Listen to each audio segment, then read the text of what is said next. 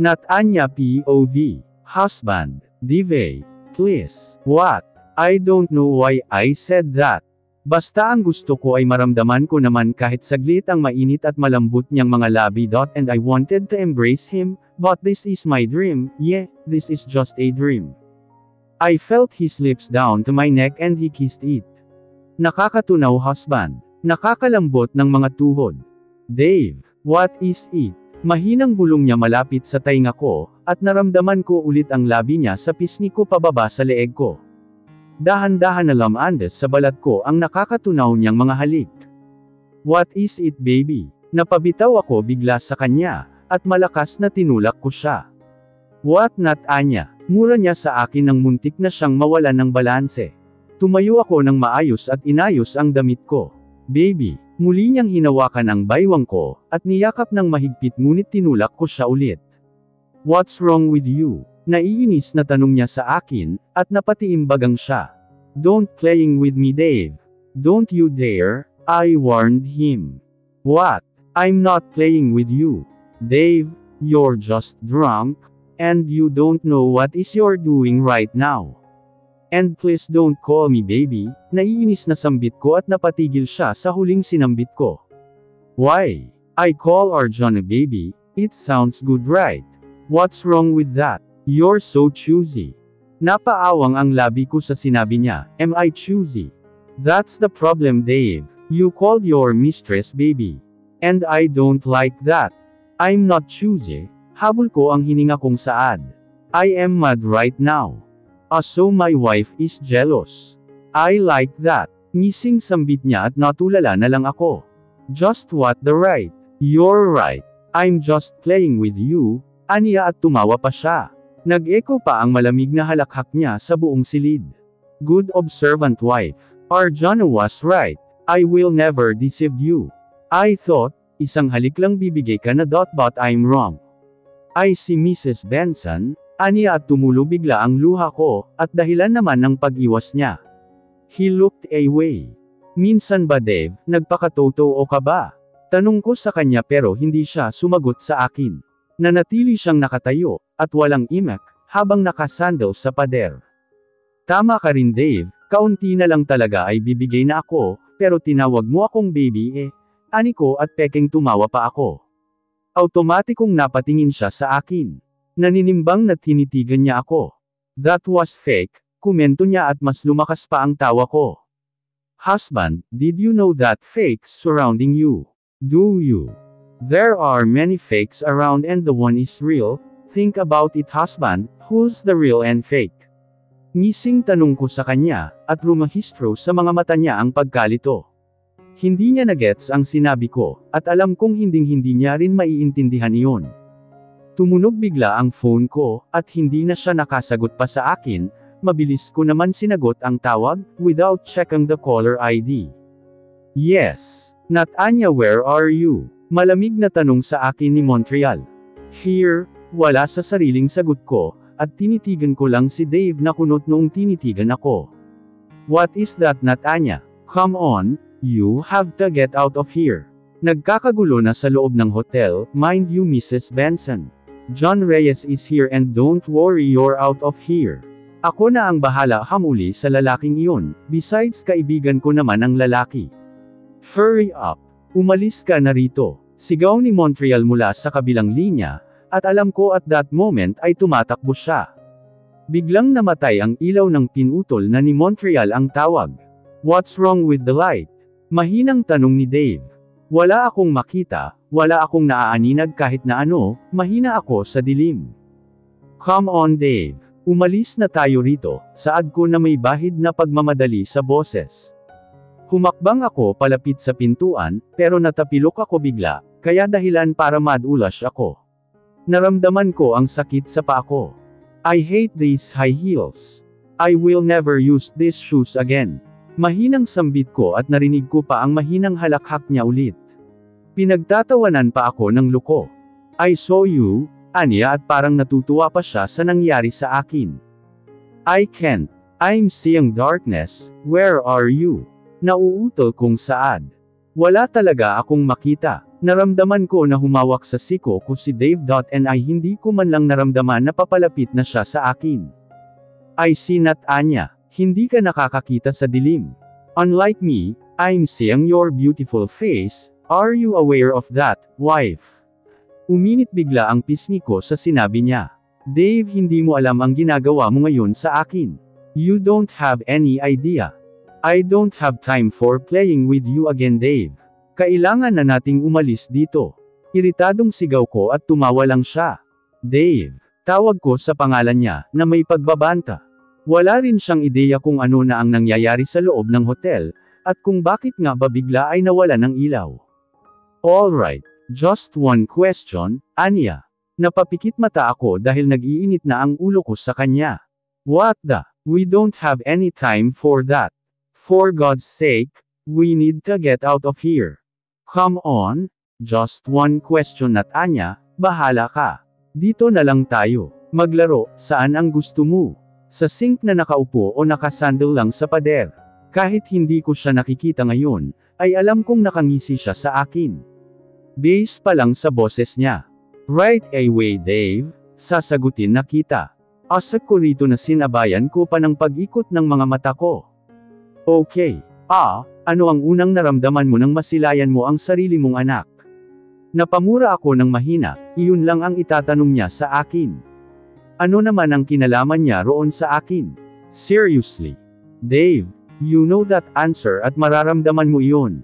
Sigaw ko sa kanya. I remember that, Anya. Pero bakit hindi ko naramdaman ang mga sinasabi mo sa akin noon? Ni hindi man lang ako nakaramdam ng saya, at mas na-disappoint pa ako. I thought I will be happy for at last. I have my own child, a beautiful daughter, but nothing.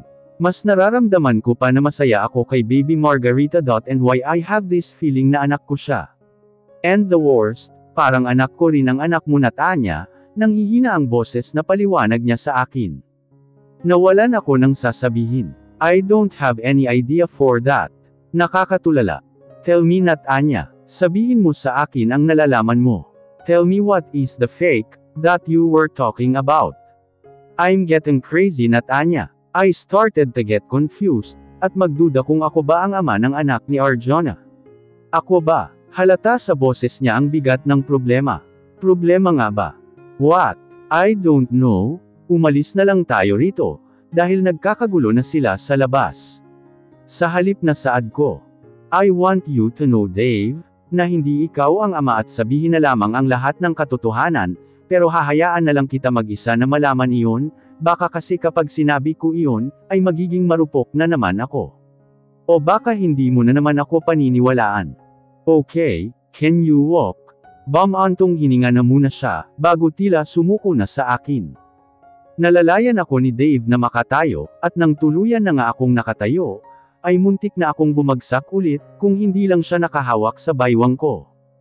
I'll carry you, mahinang saad niya, hindi na ako nakapagprotesta pa, dahil mabilis na binuhat na niya ako. Pinulupot ko ang kanang kamay ko sa leeg niya, nang nagsimula na siyang maglakad. Open the door, mahinang utos niya sa akin. I can't. Your left hand. Hindi na niya tinapos ang sasabihin niya, dahil siya na ang nagbukas ng pintuan gamit ang kanang kamay niya.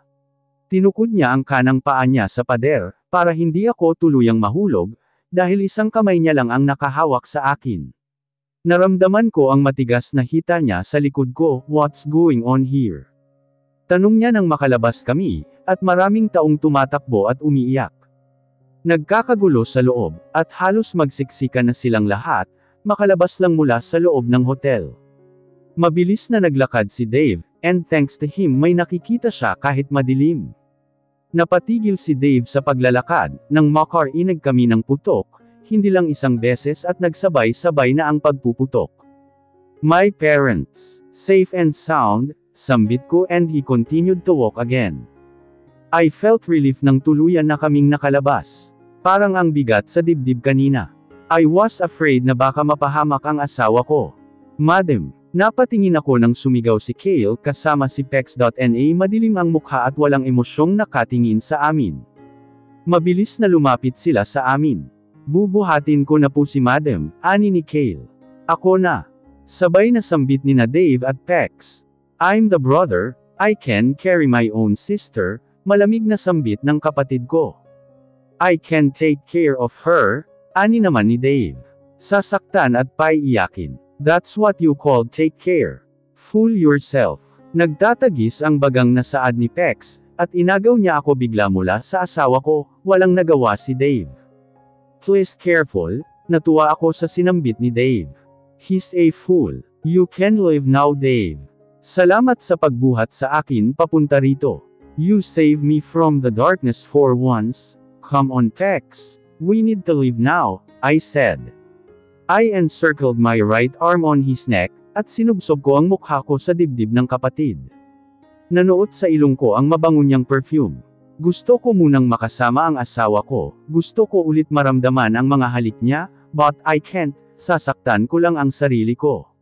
Si Benson, this time, hindi na ikaw ang pinili, kahit gustong-gusto ng kapatid ko na makasama ka pa ng mas matagal. Alam mo naman na mahal ka ng kapatid ko. Pero Benson, hanggang saan nga ba ang pagmamahal niya sa iyo? Ang pag-ibig ay may hangganan.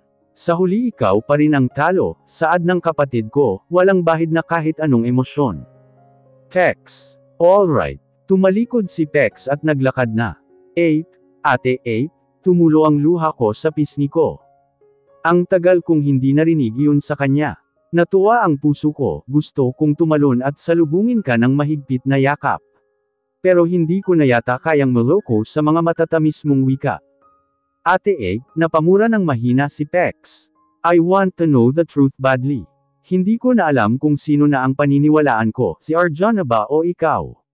Litong-lito na ako. Hindi ko na alam kung ano na ang gagawin ko ngayon. Ate Egg, please sabihin mo na sa akin ang lahat. Simulan natin sa magagandang alaala, biglang sambit ni Kale. She sailed the Paradise Island, don't you know that, Sir Benson? Kale. What? Binenta ni Madam ang Paradise Island sa halagang 1 billion, sa totoo lang kulang iyon eh. Ang daming income sa islang iyon, pero wala naman iyong halaga kay Madam, Kale added. Oo nga't magandang alaala ang islang iyon sa inyo ng kapatid ko. But that's useless kung natabunan na ang magagandang alaala ng bad memories, Benson. The island where you were proposing to your mistress, and my sister was there, Pex said. Gusto kong sumabat pero bakit yata hindi ko kayang magsalita ngayon? Nandoon siya. Nauutol na tanong ni Dave. Ilang minuto silang natahimik. Yes, I was there. So, what will you expected? Of course, ibebenta ko ang Paradise Island, kahit na mahalaga iyon sa akin, pero sa mga nakita ko. Wala nang halaga sa akin ang islang iyon, sambit ko nang hindi nakatingin sa kanya. We'll go now, hayaan mong unti-unti mong matuklasan ang lahat. Bago ako pinapasok ng kapatid ko sa kotse niya, ay narinig ko pa ang huling sambit ni Dave. Dave POV. Baby, look at your daughter. Ang ganda-ganda niya talaga. Magkamukha kayo kaya nakakatampam dahil hindi kami magkamukha. Arjana said with her sweet voice and pouting her lips. I took a deep breath and forcing myself to smile. Really, baby? Oh my bad. Guwapo kasi ang daddy ni baby eh. I looked at my daughter, she's 1 month old now. Mahimbing na natutulog siya ngayon, yes she's beautiful. But I admit that I can't see myself to her, ibang mukha ang nakikita ko sa bata. Not me but someone.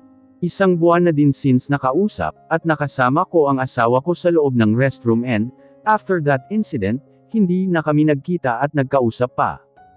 I don't know why having this feeling that I really don't know.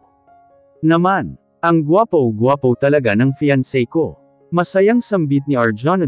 And she kissed my lips. Ngumiti na lang ako at tiningnan ulit ang anak ko nga ba talaga si Baby Jan Even? Saan ko nga ba nakuha ang mga katanungan na iyon? Tito Dive. Napalingon ako sa tumawag sa akin, and when I saw Baby Margarita, lumukso ang dugo ko at napangiti ako. Nilapitan ko siya at binuhat, I did kiss her cheek. You're awake, baby, have you slept well? Malambing na tanong ko sa kanya. Yes, Tito. I have a beautiful dream, Tito. Inaantok na sagot niya sa akin, at naglalambing na hinilig ang ulo niya sa dibdib ko. Heto na naman ang nararamdaman ko, na hindi ko mapangalanan at nakakalito. Oh, what was that beautiful dream, baby? Can you share with Tito Dive? Yes, Tito, my beautiful dream last night. I'm with my mommy, and I have a twin brother. Twin brother. Napaisip ako at biglang lumitaw ang batang guwapo. Malaki ang similarities nila ng batang lalaki na anak ni Nat Anya. That's what I observed when I first saw him. And then, tanong ko, I'm with my daddy too, Tito, and you know what? Who is my daddy and mommy, Tito?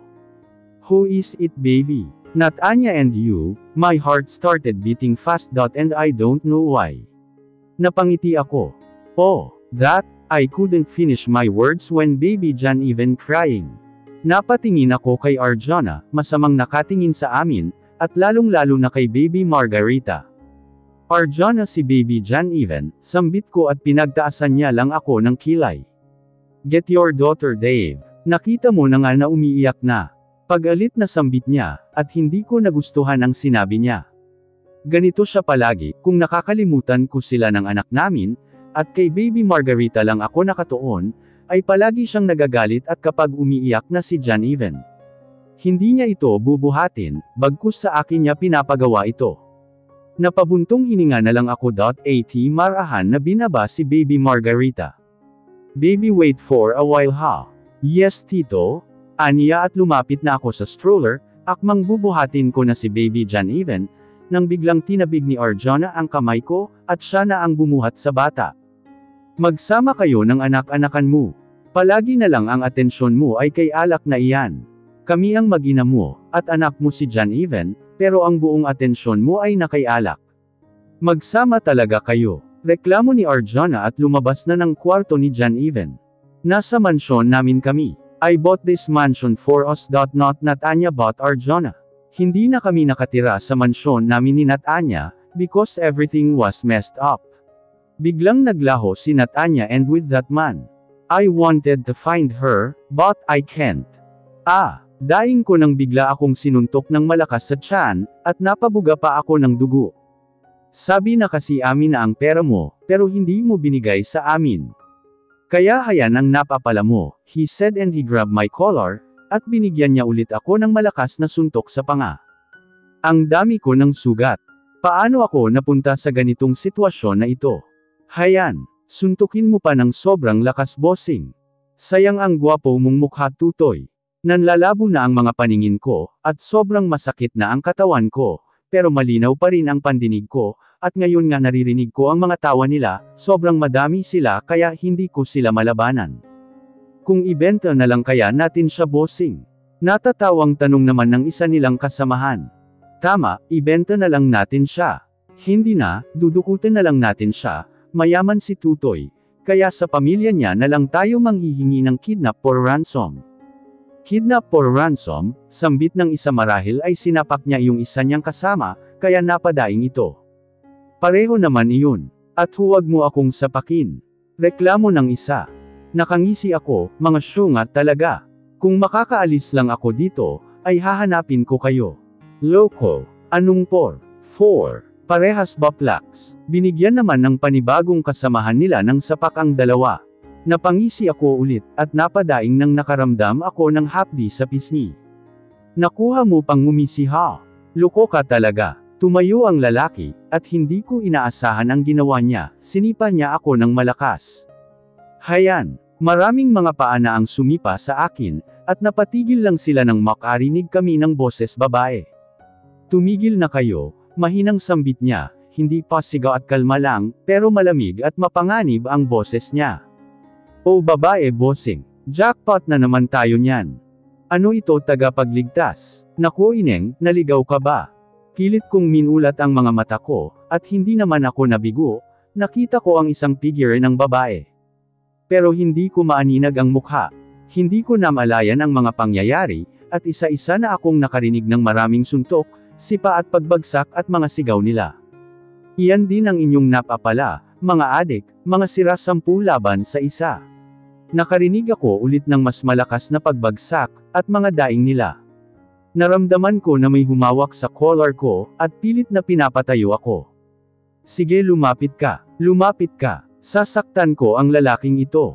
Sigaw ng lalaki, at naramdaman ko naman ang malamig na bagay sa leeg ko. What is this? Nasasakal ako. Finish him, hindi ko naman siya kilala. Akala ko ba may iligtas niya ako? But on the second thought, lumaban ka ng patas pangit. Hindi ako pangit. Maganda ka lang kaya nakakapagsabi ka ng ganyan sa amin. Hindi ka pangit. Sige gwapo ka na, pero hayaan mo akong gawin kitang pangit ngayon, sisirain ko ang gwapo mong mukha. I know, nakangisi siya ngayon. I admire her because she composed herself to calm, kahit na nasa oras siya ng panganib. Mabilis ang mga pangyayari, at hindi ko na namalayan na nakawala ako sa lalaki. You're okay. Mahinang tanong sa akin ng babae. And I felt her hand, humaplo sa pisngi ko. I tried to open my eyes again, at tingnan ang babae, there. I saw her beautiful face, a very beautiful face, and she's familiar too. Tinaas ko ang nanghihinang kamay ko, at dinala ko sa pisngi niya. You're beautiful. Bolero ka, aniya, and she smiled a genuine smile. Who are you? Nanghihinang tanong ko. Hinahaplos ko lang ang pisngi niya, at natulala ako nang biglang may lumitaw na isang lalaki, at may bagay na hinampot sa braso ng babae. Napahiyaw ang babae at bigla siyang tumayo. Ilang minuto ang nakalipas, at naramdaman ko siya ulit. Are you okay, Divi? Divi? Who's Divi? Who are you? Not Anya, hindi ko na narinig ang kasunod na sasabihin niya, dahil nawalan na ako ng malay. I have her name, not Anya. Bigla akong napabangon sa pagkakahiga, at habol ang hininga. What was that? What the? Not Anya. Hindi ko maintindihan ang panaginip ko. Bakit ganun ang panaginip ko? That was true. Totoo ang panaginip ko. Right. That was 7 years ago. Nangyari iyon sa akin noong bigla akong nasaraan ng kotse out of nowhere. Sa isang malayo at madilim na lugar. Tumayo ako sa kama at mabilis na nagbihis. I need to go somewhere. I need to talk to my parents. Patakbong pumunta ako sa labas, at sumakay ng kotse, mabilis na pinaharurot, and minutes later, ay nakarating na ako sa mansyon ng mga magulang ko. Mommy! Sigaw ko nang makapasok ako sa loob. Mom! Daddy! Dave, malalim na ang gabi, at bakit ka narito at sumisigaw? Tanong sa akin ni ate. Ate, nasaan sina Dad? Natutulog na Dave. What are you doing here, lil bro? I need to talk to Daddy and Mom, ate. Nahihibang ka na ba, Dave? Alam mo naman na masama pa ang loob sa'yo ni Mommy, at kakausapin mo sila. Go home, Dave. You're just waste your time, kapatid. But ate, I really need to talk to them. What is it? Nagising ka na sa mahaba mong panaginip. Ate, about my past, please. Then, you can talk to me? Aniya at umupo sa sofa. Sumunod naman ako at tinanong lahat ang mga katanungan ko. Right, bigla kaming tinawagan ng babae na nasa hospital ka, nabugbog ka daw at maraming galos at pasa ang natamo sa mga lalaking nang bagbog sa'yo, iyon ang sabi ng babae, at hindi namin alam kung nasaan na ang mga lalaki, dahil nga nasa hospital ka na, and when you woke up one morning, hindi mo maalala ang nangyari, at hindi ka na nag-abala pang malaman iyon. Walang emosyon na kwento sa akin ni ate. Why? Biglang lumitaw ang babae. Dave, she saved you from that so-called addict gangster. Bigla akong nalito. What? And that girl? Of course your mistress. Nasa team building daw kayo together, the doctors and nurses, then bigla kang umuwi at sinundan ka daw ni Arjona, then, bigla namang hinarangan ka ng mga lalaki. And then bugbugan na ang naganap, at iniligtas ka niya. Mali, maling-mali, hindi si Arjona yun. Then, what happened to those man? Nakulong. I don't know, hindi ko masyadong maintindihan ang kwento ng kabit mo, and hey. It's your fault. That day I was about to hire the PI pero pinigilan mo ako, dahil sapat na ang malaman ko na iniligtas ako ni Arjona, at siya na daw ang bahala sa mga lalaki, at wala na akong pakialam sa nangyari sa akin noong gabi na iyon, dahil nakilala ko ang nagligtas sa akin. Then, and the rest was history, nalaman na lang namin na you're dating with that girl. Boom! Paano? Kapatid, pamilya mo kami and you can hide your secret. But don't expected that hindi namin malalaman yan. Lil bro, Our father let you, hinayaan kanyang mangyari ang gusto mo. But after that boom, ipapakasal ka na sa iba. Dave, in the first place, pina-arrange marriage ka na ni Dad, sa ayaw at sa gusto mo, you don't have a choice but accept it. Ate, I was the save, hindi si Arjona ang nagligtas sa akin, natigilan si ate.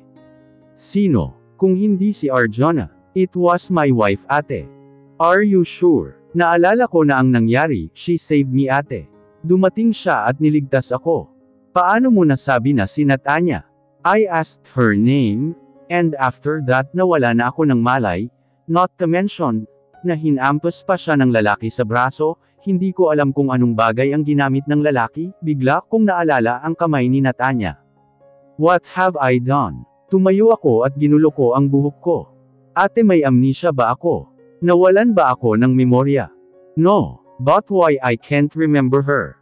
She's my ate Ape, pero ni pangalan niya hindi ko naalala. Naramdaman ko ang luha kong pamatak. I'm crying.